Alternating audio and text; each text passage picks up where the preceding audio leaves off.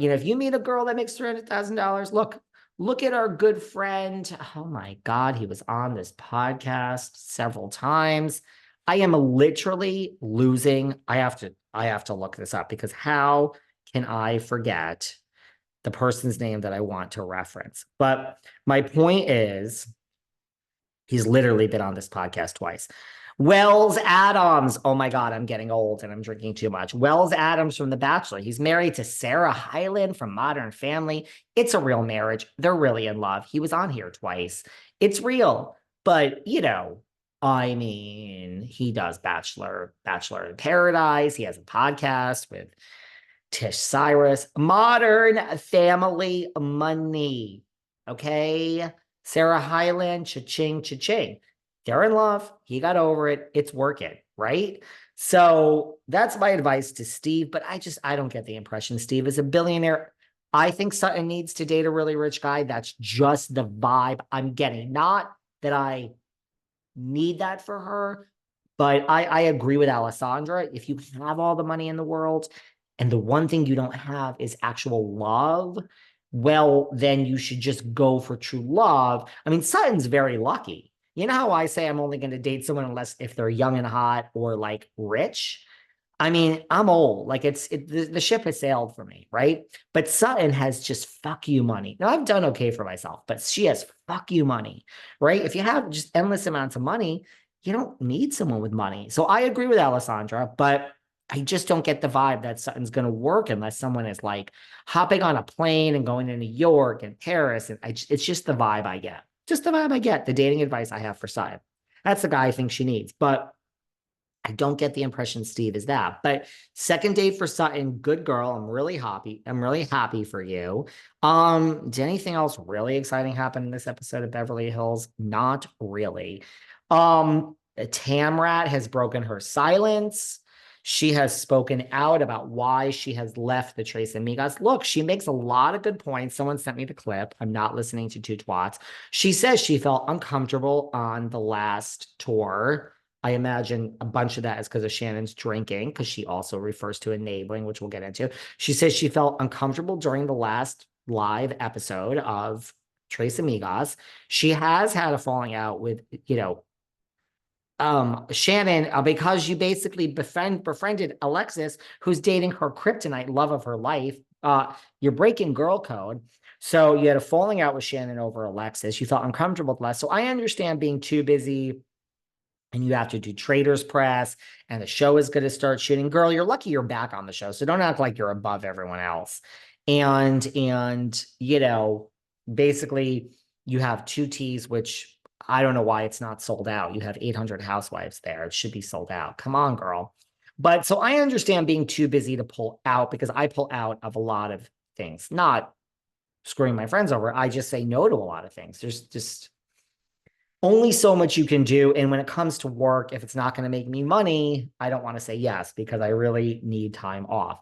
So I get that. I get it. But so I'm listening to Tamra and I'm like, man, maybe I have been, look, she's a rat that scurries. So I'm not giving her too much credit. Whether I agree with her or not, I can be objective. I agree with Messy G about a lot of things, but I'm listening to this Tamra talk and I'm like, man, she's making a lot of good points. And then I remember that Tamra, every word out of her mouth is a fucking lie. So if all of these are real emotions and real reasons, then I guess I see her side of it. But I get sucked in so easily, right? I can't forget that the rat that scurries for the piece of cheese. And I wonder what type of cheese the rat likes. What type of cheese do you think Tamrat loves? Does Tamrat love Swiss? Does she love Gouda? Does she love a little cream cheese? What about a slice of pizza? Remember Subway rat, pizza rat?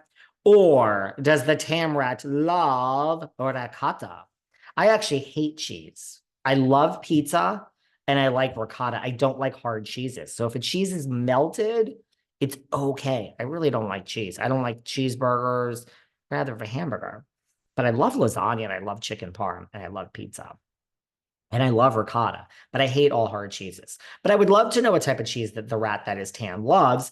So I have to remember this. I think she's had some good points. I love that the one thing she said is basically she said, no, I'm actually a good friend to Shannon. The joke's on all of you because I'm not enabling her. That is the only valid point I think she has. I do think Shannon is surrounded by a bunch of people. Jeff Lewis. Let's count the people that are enabling Shannon. Jeff Lewis, Vicki Gunvalson, everyone else in her life, Bravo, Andy, the whole cast of RHOSC. I think they're all using Shannon at this point. I'm worried for my girl Shannon. Don't drink and drive. It's not okay, but I'm worried for her. So I'm not giving the rat that scurries any credit. She does lie 24/7. She's like Messy G. She can't help it. Marge has some lies in there. A lot, they all lie, but I don't lie. I'll tell you the truth. I don't know. I'm not on Tamra's side. She was making some good points. I do agree with her about the enabling thing. Oh my God, you guys. Potomac, they're icing out my girl Candy Gal. Potomac is just, what a bad season at Potomac. It's bad. I'm sorry. You're not going to ice out Candace. It doesn't work like that. Hey, to all cast members out there, guess what? You're not production. Heather Gay, Lisa Barlow saying that Monica played her hand. The joke's on all of you. So the girls saying we're going to ice out Candace and we're not going to film with her and all this other bullshit. You know what? Doesn't work that way. No one on Real Housewives of Potomac is going to say no to the paycheck next season. So get the fuck over it. Candace will be back too. Just like Monica, 99%. Candace is coming back. Get over it. But it's not my favorite season of Potomac. Rumor is now they're trying to reboot Atlanta. Candy just recently said, I don't give a fuck if I'm fired. I believe that ish. I mean, Candy darling, let me tell you something. In my, like, you meet these people that are so rich and they're so just like, oh yeah, I have money, but like life is whatever. There are very few people that I can say that love money as much as David Yontef. There's only three people that I can think of that love money as much as me. One, Mr. Wonderful from Shark Tank, who was a guest on this podcast.